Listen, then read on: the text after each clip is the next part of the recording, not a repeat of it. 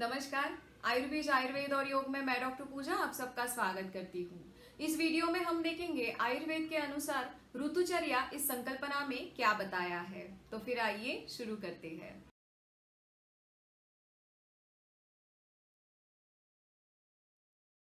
बचपन में दिवाली पर सवेरे सवेरे अभ्यंग स्नान के लिए जब माँ उठाती थी तो बड़ा आलस आता था। इतने सवेरे ठंड में उठकर क्यों तेल लगाकर उपटन रगड़ कर नहाना है, क्यों हमारे पुरखों ने ये परंपरा लगा कर रखी है, ये सोचकर बड़ा गुस्सा भी आता था। पुरखों ने बता कर रखा है तो कोई ना कोई तो वजह जरूर होगी, इतना सिर्फ माँ कहती थी, लेकिन इस बात का जवाब नहीं मिलता था। ऐसे और भी कई सारी परंपराएं और उनके पीछे छिपे हुए विज्ञान के बारे में आयुर्वेद में बताया गया है। ये सारे त्योहार अलग अलग ऋतुओं में आते हैं। इन ऋतुओं के और त्योहारों में किए जाने वाले ऋतु रिवाजों के पीछे के विज्ञान को समझना जरूरी है। हर ऋतुओं में कुछ विशिष्ट खान पान के नियम हमारे पूर्वजों ने बताए थे, उनके बारे में विस्तार से जानते हैं। सूर्य भ्रमण करते समय पृथ्वी पर बहुत सारे बदल होते हैं। ये सूर्य भ्रमण पृथ्वी 365 दिनों में पूरी करती है और इसी को वर्ष या फिर साल कहते हैं। इस एक वर्ष में 6 ऋतु होते हैं, जो कि है वर्षा, शरद, हेमंत, शिशिर, वसंत और ग्रीष्म। इस एक साल में 2 अयन होते हैं और इन 2 अयनों में इन 6 ऋतुओं का विभाजन कुछ इस प्रकार किया जाता है। पहला है उत्तरायण। इसमें दिन बड़ा होता है और रात छोटी होती है। वातावरण की उष्णता और रुक्षता धीरे धीरे इस समय बढ़ती जाती है। अग्नि और वायु तत्व की वृद्धि होती है और इसीलिए इस अयन में शरीर की ताकत भी थोड़ी कम होती है। इस अयन में शिशिर, वसंत और ग्रीष्म ऋतु आते हैं। दूसरा अयन होता है दक्षिणायन। इस अयन में दिन छोटा होता है और रात लंबी होती है। वातावरण में शीतलता और स्निग्धता धीरे धीरे बढ़ने लगती है। सोम तत्व की वृद्धि होती है और इसी कारण इस अयन में शरीर की ताकत भी धीरे धीरे बढ़ती जाती है।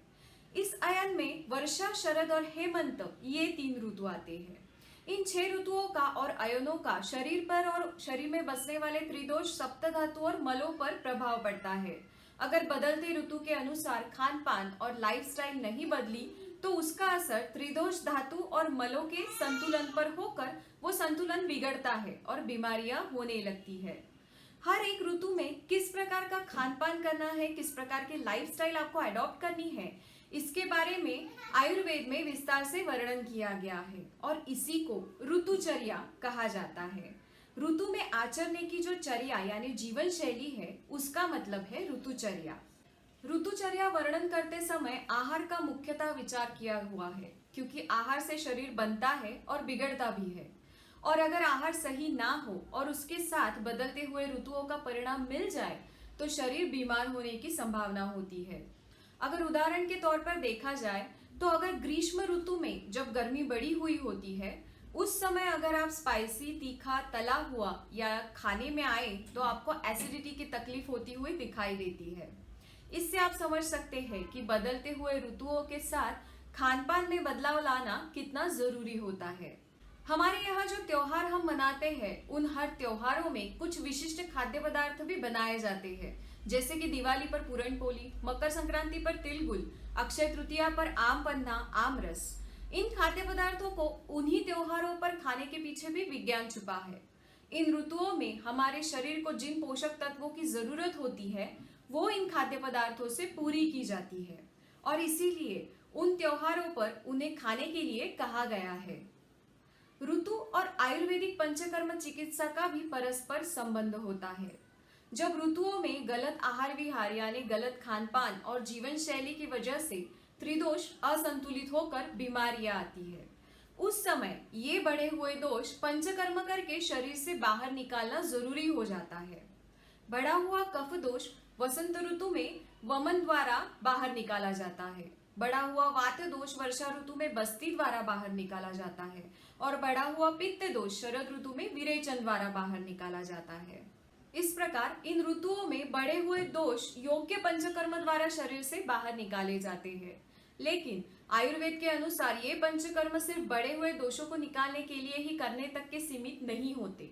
आयुर्वेद के अनुसार स्वस्थ व्यक्ति भी इन ऋतुओं में ये पंचकर्म करा सकते हैं। तो इस तरह आप ये देख सकते हैं कि ऋतुओं का और हमारे आरोग्य और बीमारियों का और उसके ऊपर किए जाने वाले चिकित्साओं का कितना गहरा संबंध है। तो ये थी जानकारी ऋतुचर्या के महत्व के बारे में। यदि इस वीडियो में दी हुई जानकारी आपको पसंद आए तो नीचे दिए हुए कमेंट बॉक्स में अपनी प्रतिक्रियाएं हमें जरूर दें। साथ ही इस वीडियो को लाइक और शेयर करना ना भूलें। और अब तक के अगर आपने हमारे इस चैनल को सब्सक्राइब नहीं किया है तो जल्दी कीजिए, ताकि आने वाले हर नए वीडियो के बारे में आपको मोबाइल पर नोटिफिकेशन मिलेगा।